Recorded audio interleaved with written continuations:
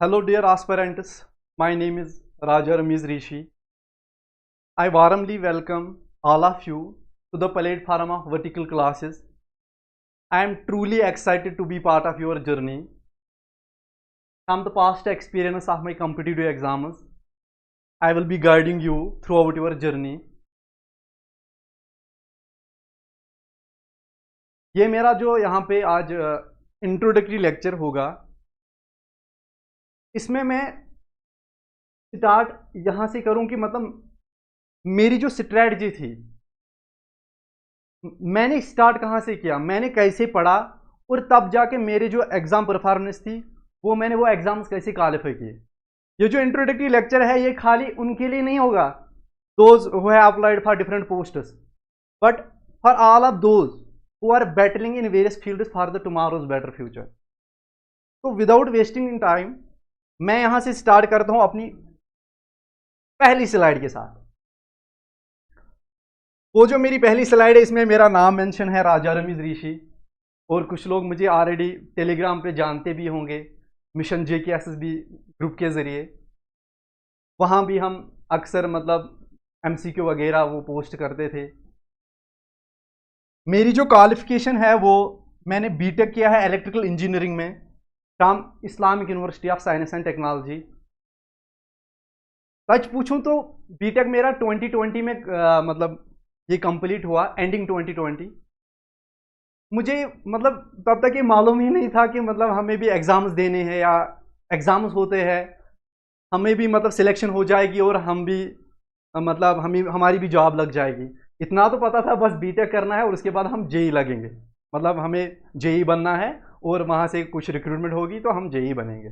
लेकिन अनफॉर्चुनेटली वो भी नहीं हुआ, क्योंकि ये जो इलेक्ट्रिकल इंजीनियरिंग है इसमें इलेक्ट्रिकल में कोई पोस्ट निकले ही नहीं है, वो कुछ प्राइवेटाइजेशन का इशू था इसमें। तो फिर मुझे लगा कि मतलब मेरा भी कोई प्लान भी होना चाहिए, मैं भी कुछ और करूं। तो तब जाके मैंने सोचा कि हाँ JKSSB के डिफरेंट पोस्ट्स ट्रेंडिंग में थे उस टाइम पे, क्योंकि ऑलरेडी जो मतलब वहाँ पे PAA की रिक्रूटमेंट हुई थी उसमें मेरे जो सीनियर्स थे कुछ वो ऑलरेडी वहाँ पे एडजस्ट हुए थे। तो मैंने सोचा क्यों ना मैं भी JKSSB की तरफ शिफ्ट करूं। तो मेरा जो JKSSB का पहला एग्ज़ाम था वो मैं यहाँ पे आपको दिखाऊं, वो क्या था, थोड़ा मेरा भी कॉम्पिटिटिव एग्ज़ाम्स की जो परफॉर्मेंस है वो मैं दिखाऊं और वो मैंने कैसे किए वो भी आपको मैं साथ साथ बताऊंगा।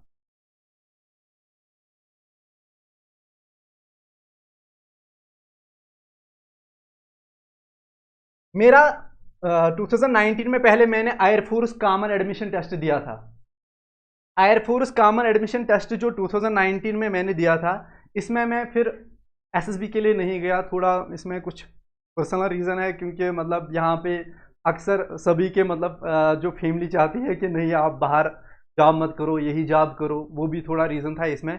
फिर मैंने वो एयरफोर्स जो था इसमें टेक्निकल इंजीनियरिंग के पोस्ट्स निकलते थे ऑन द बेस ऑफ आप बीटेक इलेक्ट्रिकल इंजीनियरिंग में हो तो वहाँ पे आप दे सकते हो अकेडमी। मेरा जो SSB का पहला एग्ज़ाम था वो था सब ऑडिटर।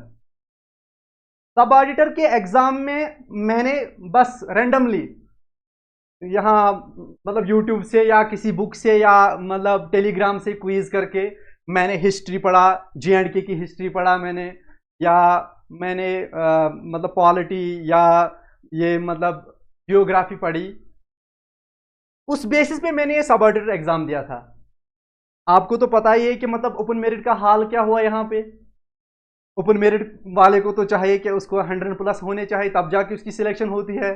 मेरा यहाँ पे जो परसेंटाइल स्कोर रहा वो था 98.89, और मैं यहाँ पे रह गया क्योंकि यहाँ पे शायद 99 और 100 यहाँ पे कट ऑफ हुआ था परसेंटाइल। तो फिर से मैंने अपनी जो ये मैं किसी मिशन पे चला था, मैंने जो ठान लिया था कि नहीं मुझे तो कोई एग्ज़ाम क्वालिफाई करना है, मुझे तो मतलब मुझे बैठना नहीं है।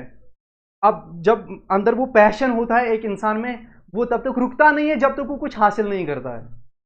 सेम थिंग जब यहाँ पे मतलब फेलियर ही आया, मैं ये नहीं कहूँगा कि मतलब ये सारे एग्जाम मेरे क्वालिफाई हुए, मैंने यहाँ पे रैंक लाई, मैं यहाँ पे अपनी सक्सेस भी दिखाऊंगा मगर फेलियर साथ साथ भी दिखाऊंगा कि कहाँ पे मैं टूटा, कहाँ पे मैंने फिर से स्टार्ट किया, वो जो रिस्टार्ट होता है वो कहाँ पे किया मैंने।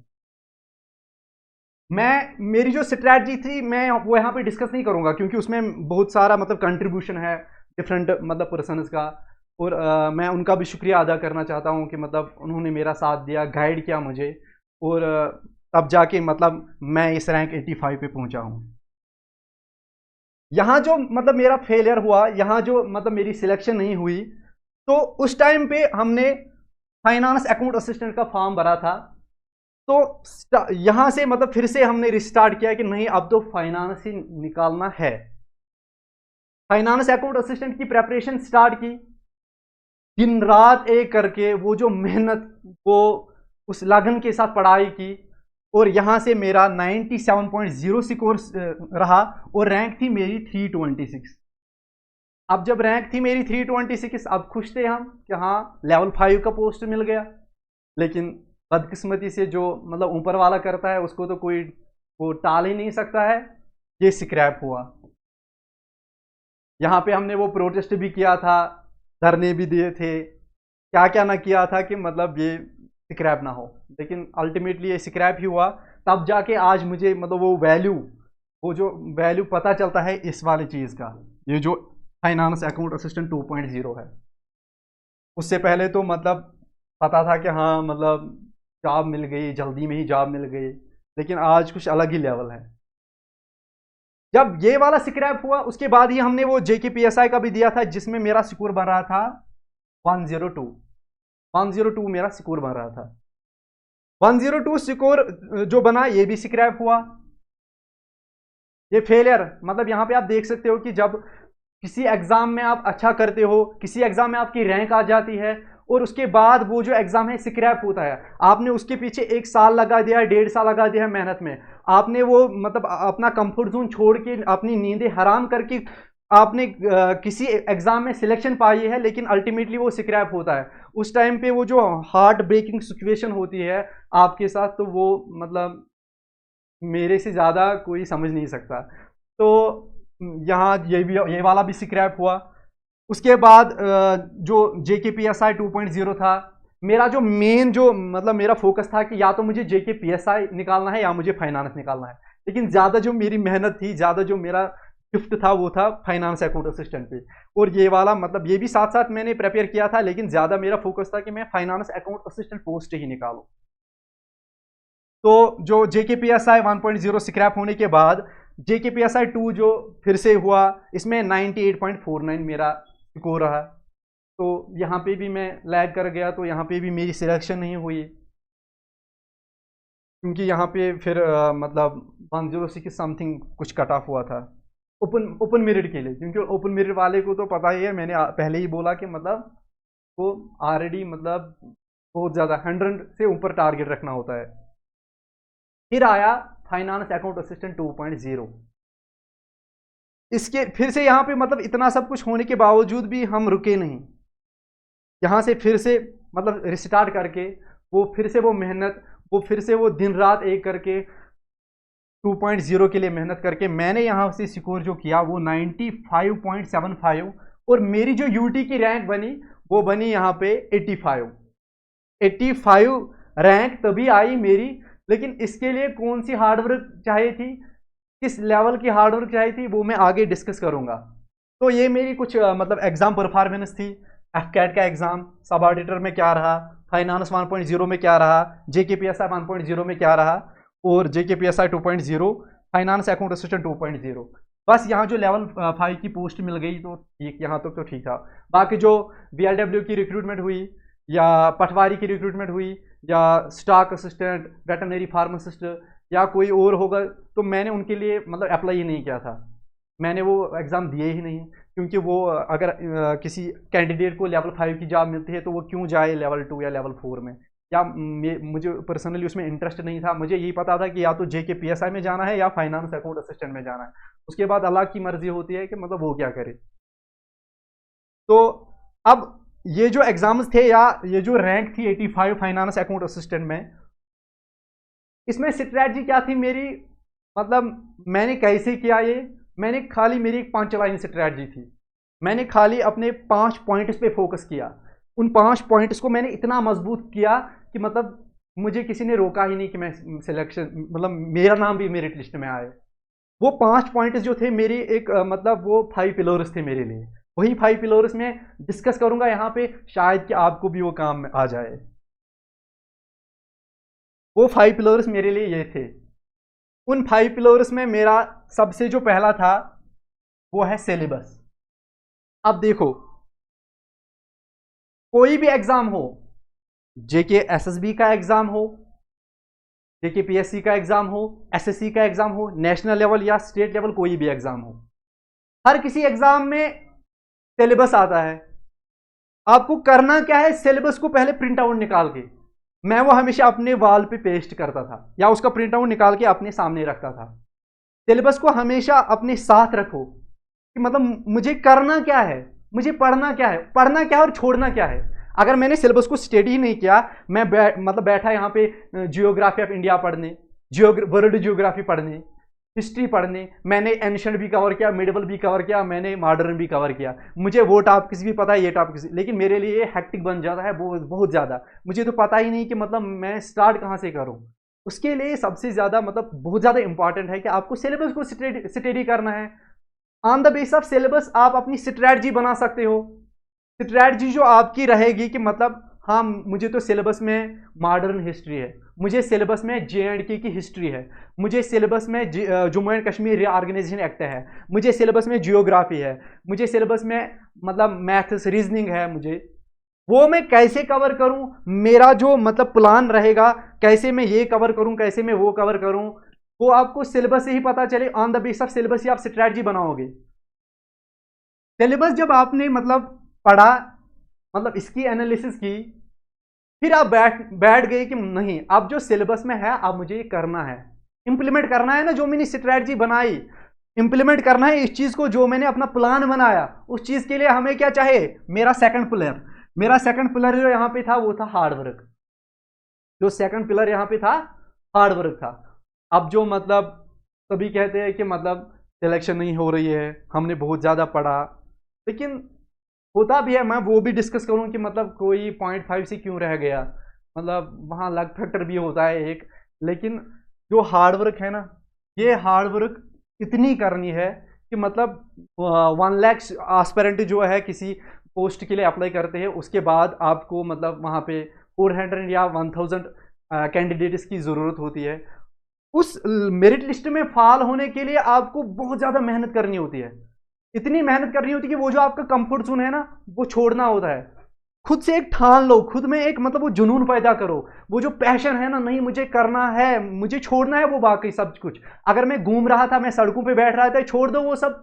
अगर मैं इससे पहले क्रिकेट खेल रहा था दिन भर, मैं छोड़ दूंगा वो सब। अगर मैं कोई मतलब कोई कुछ लोग तो ऐसा भी करते हैं कि प्राइवेट जॉब करते थे, उन्होंने वो छोड़ दिया क्योंकि उन्होंने ठान ली थी नहीं मुझे ये 6 मंथ्स खाली एक कमरे में बैठना है, उसके बाद मैं जब दुनिया में मतलब बाहर निकलूं तो उसके बाद मेरे चर्चे होने चाहिए।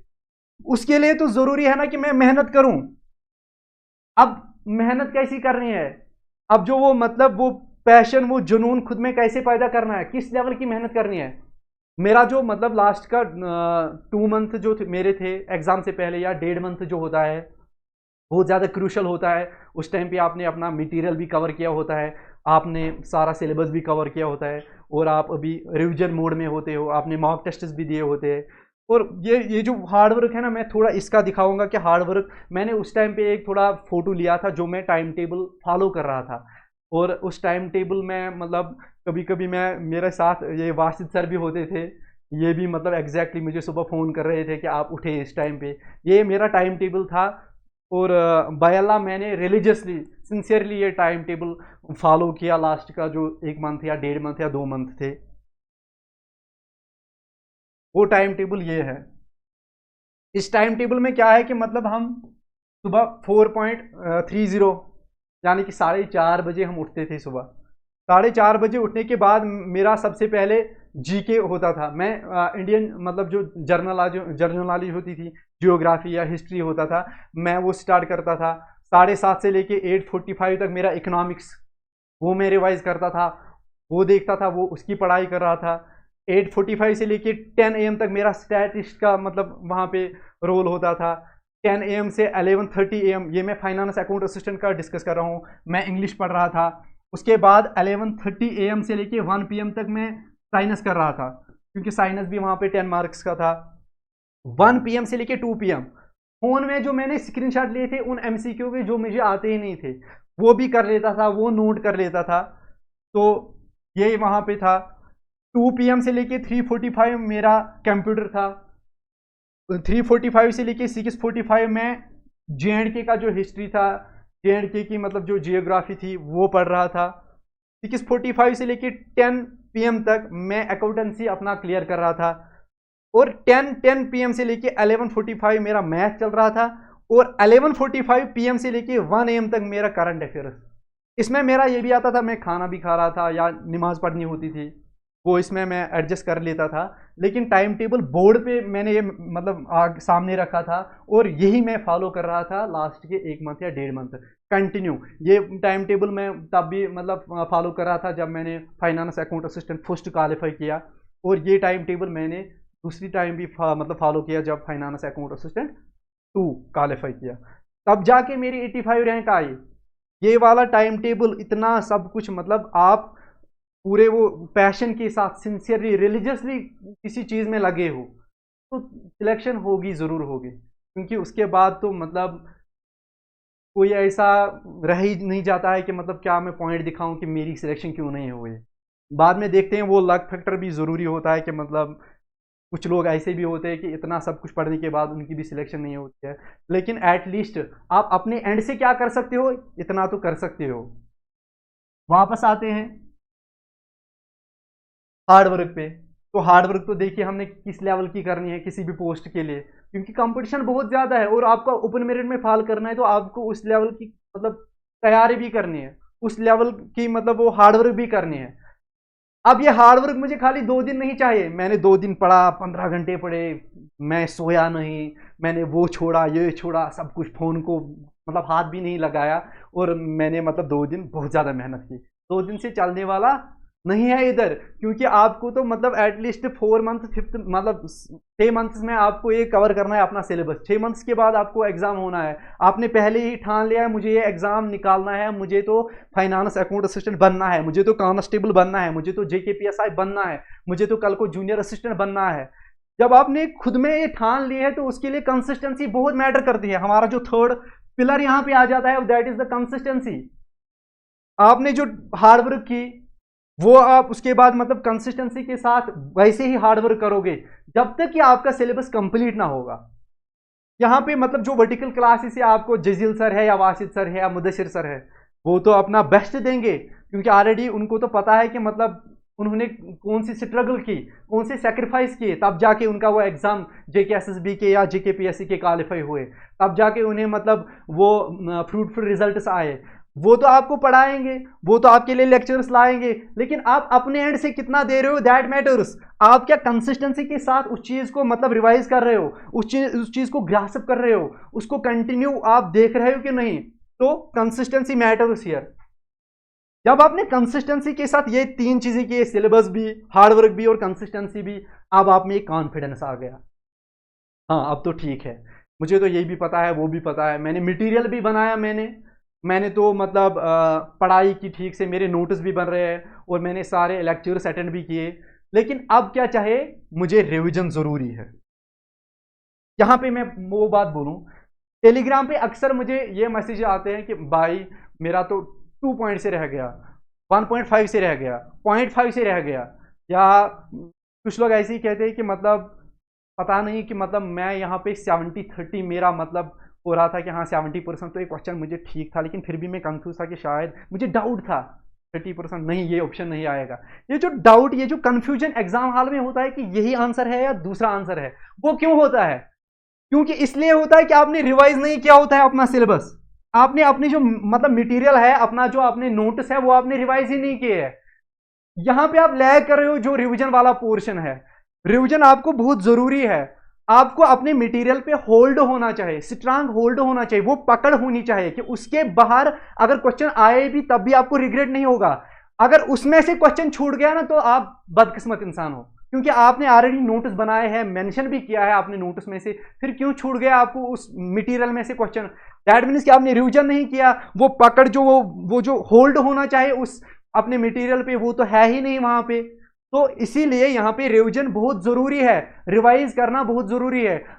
अपने रिवीजन गिनो मत कि मैंने मतलब बस 2 रिवीजन किए, बस मेरा हो गया, अब तो मुझे कोई नहीं रोक सकता है। अरे भाई नहीं, वैसे नहीं होगा। देखो ये मतलब हम ये कह सकते हैं, यहां तक तो सब आते हैं। यहाँ तो आसिफ, आमिर, आदिल, सब जो भी आपका फ्रेंड सर्कल है, जो भी आपके कंपटीशन में लग रहे हैं, यहाँ तक तो सब आते हैं।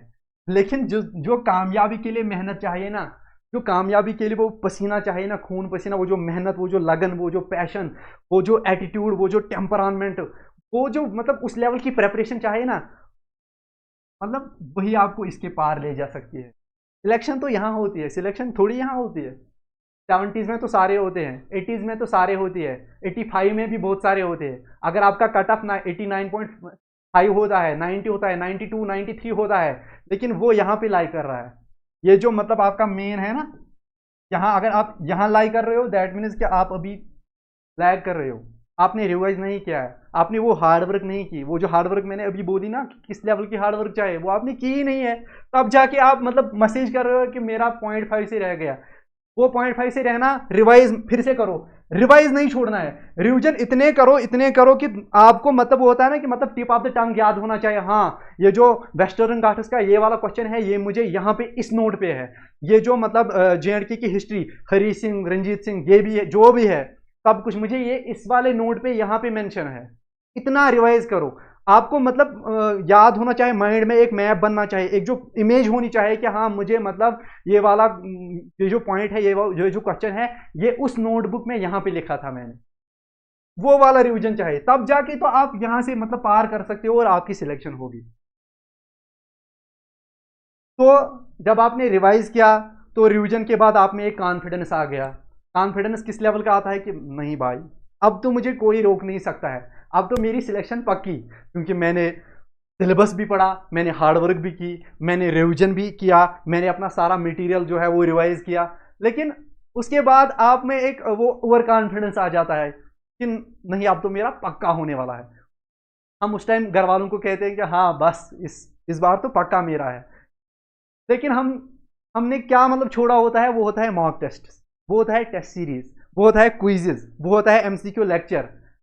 हमें खुद को इवाल्वेट करना है ना कि क्या वाकई में जो मैंने मटेरियल बनाया था, जो मुझे वर्टिकल क्लास ने पढ़ाया, क्या वो वाकई वैल्यूएबल है मेरे लिए, क्या वाकई मेरे लिए वो बेनिफिशियल है, क्या वाकई वो मेरे लिए वर्थ है, क्या वाकई में उससे मेरी सिलेक्शन होगी।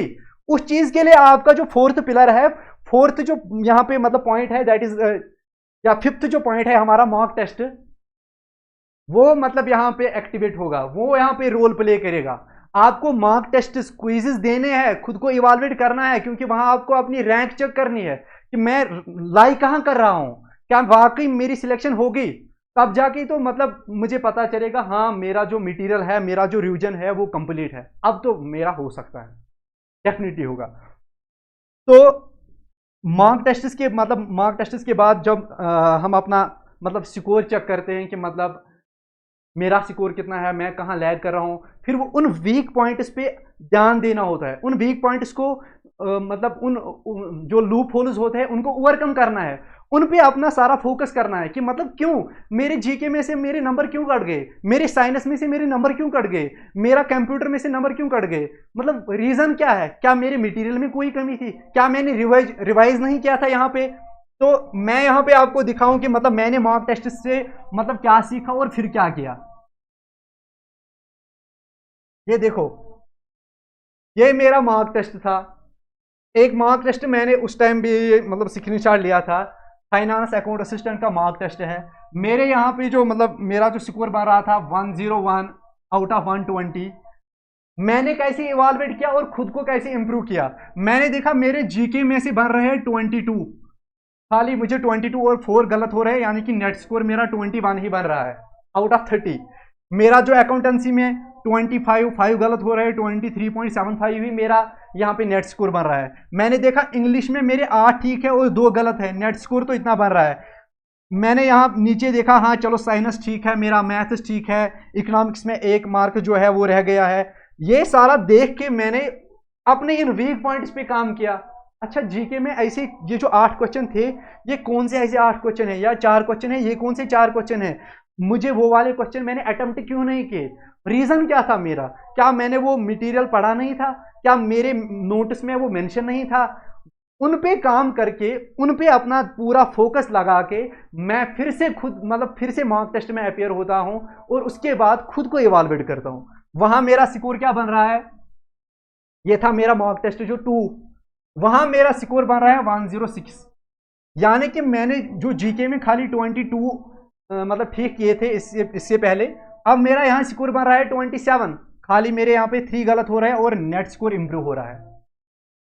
यहाँ पे स्टैटिस्टिक्स में नेट स्कोर इंप्रूव हो रहा है। अगर आपका इंग्लिश देखो, ये जो 10 मार्क्स वाले हैं, अगर आप इसमें 7-8 लाओगे, जो 30 वाले मार्क्स है उसमें मतलब 25-26 सिलेक्शन हो जाती है फिर, क्योंकि मतलब अगर मुझे मतलब 90 प्लस चाहिए तो मेरा वैसे स्कोर 90 प्लस बन जाएगा।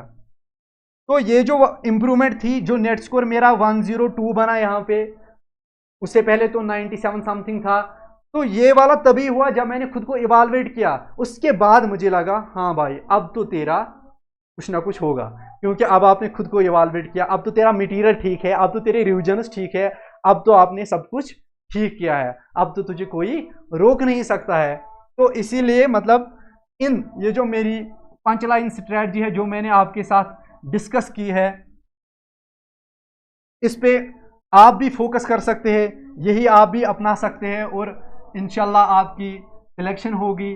जो भी मतलब आने वाले आपके एग्जाम्स है, चाहे वो कांस्टेबल का पोस्ट होगा, चाहे वो आपके हाई कोर्ट का जूनियर असिस्टेंट का पोस्ट होगा, या जो नायब तहसीलदार का पोस्ट आने वाला है, या जो उसके बाद हमारा यहाँ पोस्ट आने वाले हैं JKPSI के 750 वो आने वाले हैं। तो वो जो नई एडवर्टीजमेंट आएगी उसमें अगर आप सिलेक्शन पाना चाहते हो, उसमें अगर आप कामयाबी पाना चाहते हो, तो आप भी अपने एंड से कर लो, अपना बेस्ट दो, फिर छोड़ो बाकी जो मुकद्दर में होगा वो होगा। लेकिन मैं सबसे मतलब आपसे यही कह सकता हूं कि आप इन 5 जो है ना यहाँ पे 5 लाइन स्ट्रैटेजी, आप इन पे फोकस करो, आप भी इन पे ध्यान दो। शायद आपकी जो वो मतलब शिप अभी दरिया में है उसको भी कहीं किनारा मिल जाए।